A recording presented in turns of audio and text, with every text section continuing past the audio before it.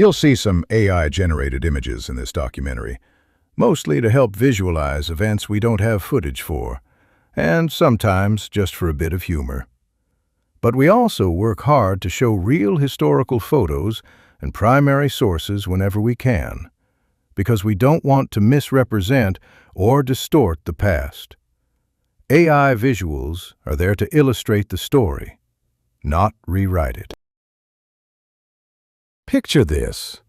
You're young, poor, and alone in a system that decides it knows what's best for you.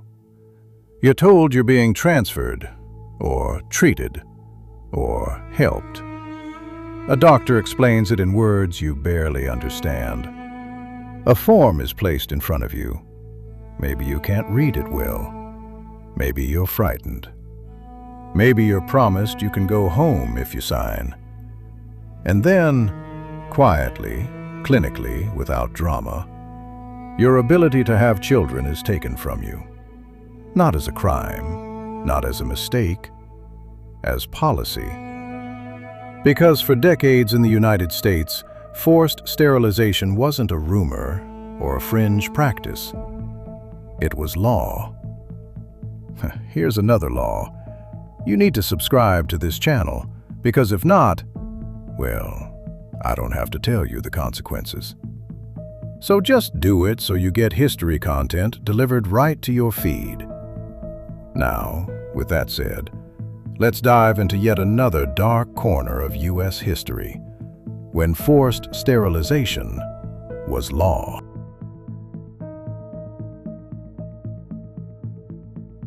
To understand how something like this could happen, you have to understand what eugenics sounded like to the people selling it. They didn't pitch it as cruelty, they pitched it as progress. In the late 1800s and early 1900s, America was changing fast. Industrial cities, crowded tenements, waves of immigration, new forms of poverty that seemed permanent, and a growing public fear that society was slipping out of control. And in that anxious environment, eugenics offered a simple promise. What if you could fix society by controlling who gets to reproduce? Not by building schools, not by improving housing, not by treating illness, by pruning the family tree. The language mattered. Eugenics didn't talk about people like people. It talked about fitness, about heredity, about defect, about burdens on the state. And it wrapped those words in the prestige of science. If the public could be convinced that poverty, crime, disability, and bad behavior were inherited like eye color, then sterilization could be sold as prevention. It wasn't framed as punishment, it was framed as public health. And once a moral question is reframed as a technical problem, it becomes easier to justify almost anything.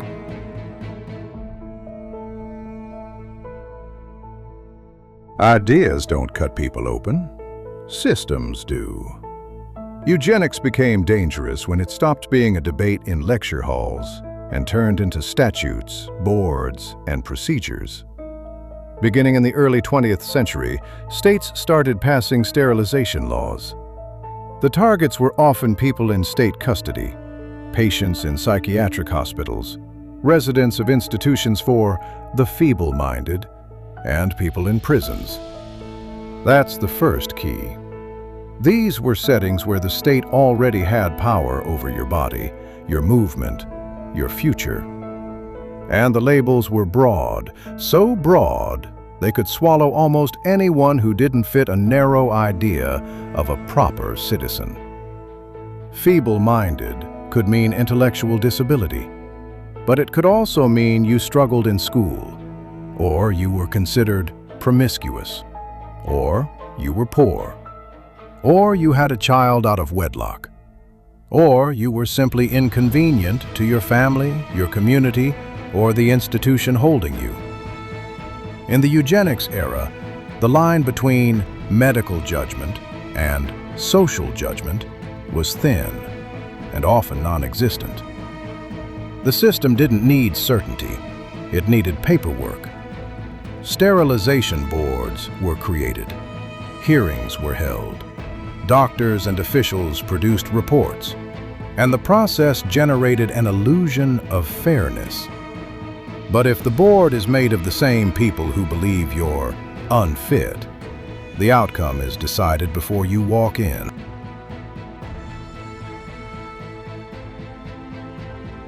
And then came the moment that took eugenics from state experiment to national legitimacy. A case reached the United States Supreme Court, Buck versus Bell. Here's why it matters.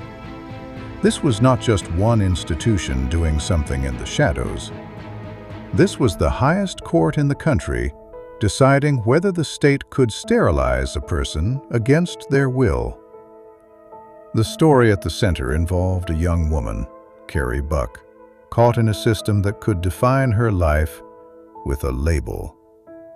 Institutionalized, declared feeble-minded, presented as a problem to be managed, not a person to be protected.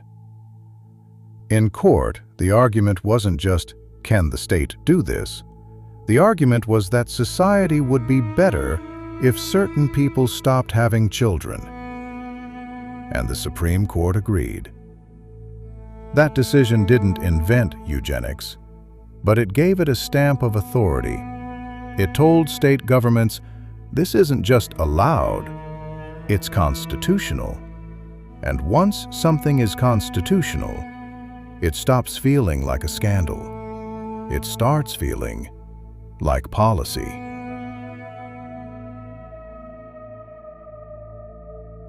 So what did forced sterilization look like in practice? It rarely looked like a person being dragged into an operating room while screaming. Sometimes it did, but more often it looked like something quieter. A social worker's recommendation, a doctor's note, a hearing you barely understand, a signature collected under pressure.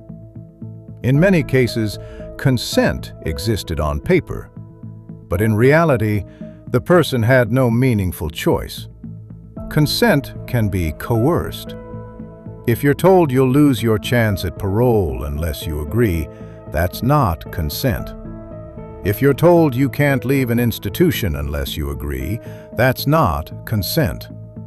If a young woman is told she can't keep custody of her children unless she agrees, that's not consent.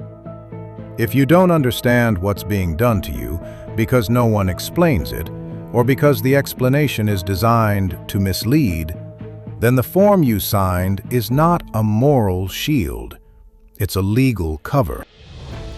Sterilization became an administrative tool, a way to manage populations the state didn't want to support. And the impact fell hard on women. Because women's reproduction was treated as the central threat, women's sexuality, women's poverty, women's bad choices. So women were often targeted through invasive surgeries, hysterectomies, or tubal ligations. Men were sterilized too, often through vasectomies, especially in prisons. But the gendered framing mattered. Women were frequently portrayed as the source of future defect, the pipeline through which society's problems would multiply.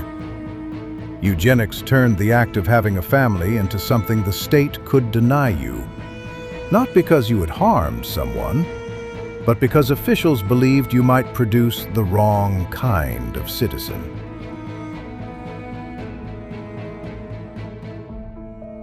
Eugenics, in America, did not exist in a vacuum.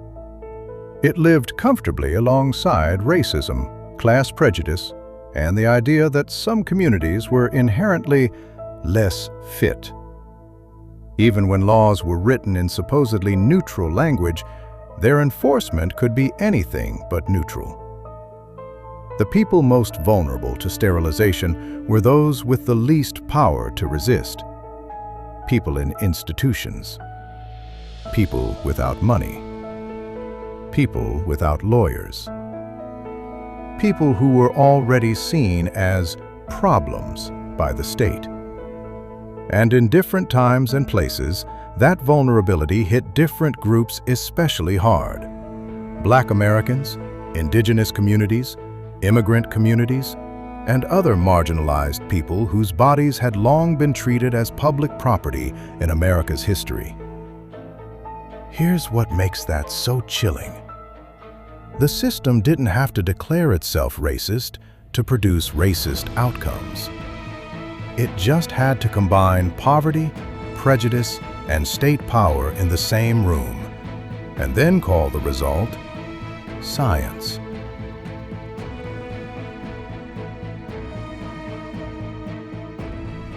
It's also true that eugenics was not uniquely American. It was an international movement. But the uncomfortable truth is that the United States was not an innocent bystander watching the world go mad. America's eugenics laws, institutions, and rhetoric were widely known. The idea that modern states could engineer society through reproductive control had advocates in multiple countries. This matters for one reason. It shows how quickly prestige and authority can normalize inhuman ideas.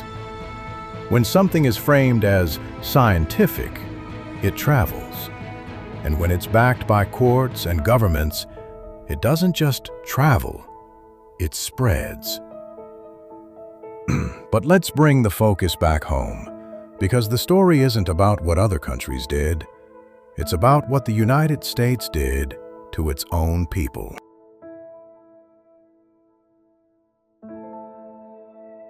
Even at its height, forced sterilization wasn't uncontested.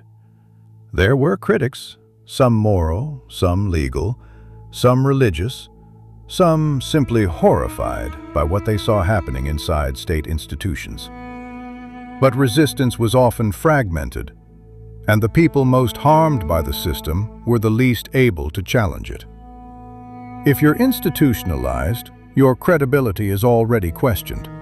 If you're poor, you can't easily find legal help.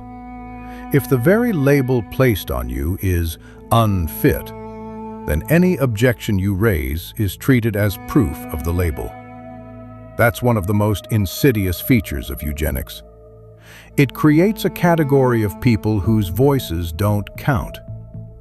Over time, the public image of eugenics shifted. The horrors of the mid-20th century made population improvement language harder to sell openly. Medical ethics evolved, at least on paper. Court challenges chipped away. Some states reformed laws. Some programs ended.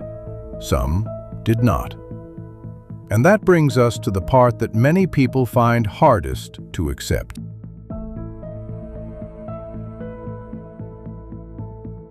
People often imagine eugenics as a dark chapter with a clear ending, a thing that happened back then and then stopped. But real history rarely gives you clean endings. Forced sterilization programs in the United States did not vanish overnight.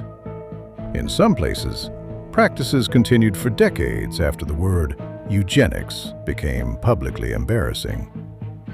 Sometimes it was still justified with the old logic, protecting society from defect. Sometimes it was justified with a new logic, saving money, managing welfare systems, controlling dependency. The label changed, the power dynamic stayed. And even beyond formal eugenics programs, coercive sterilization can reappear wherever human beings are held under state control. Prisons, detention centers, institutions, especially when oversight is weak and the people affected are politically invisible. This is the point where the story stops being a museum exhibit and becomes a warning. Because the mechanism is not unique to one era. The mechanism is: define a group as a problem, place them under control, and then use bureaucracy to make a violation of rights look like routine procedure.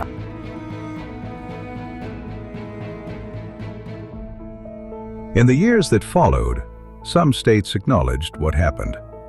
Some issued apologies. Some created compensation programs for survivors. But many survivors never received anything. Some never even knew the truth until years later, until they tried to start a family and discovered the decision had been made for them long ago.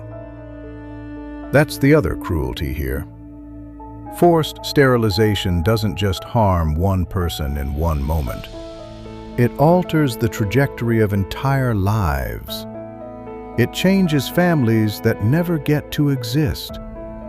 And because it was done through paperwork, it often disappears in the way bureaucracy disappears, buried in files, disguised in euphemisms, erased by time. So the question becomes, how do you remember something that was designed to feel normal? How do you teach a history that was labeled public health when it was really social control? Here's the blunt truth. American eugenics wasn't a back-alley crime. It was a policy choice. It happened because officials, professionals, and lawmakers accepted a premise that some people were less worth protecting. And once that premise is accepted, the rest becomes logistics. A board, a hearing, a signature, a procedure. That's why this history matters. Not because it lets us feel superior to people in the past, but because it shows how quickly science, authority, and fear can turn human rights into paperwork. Forced sterilization was law, and it stayed law for far longer than most people realize. So when you hear the word eugenics, don't picture a fringe extremist shouting from the margins. Picture a state seal on a document, a judge's gavel, a hospital corridor. Because the most dangerous ideas in history are often the ones that learn how to sound reasonable. Thanks for watching.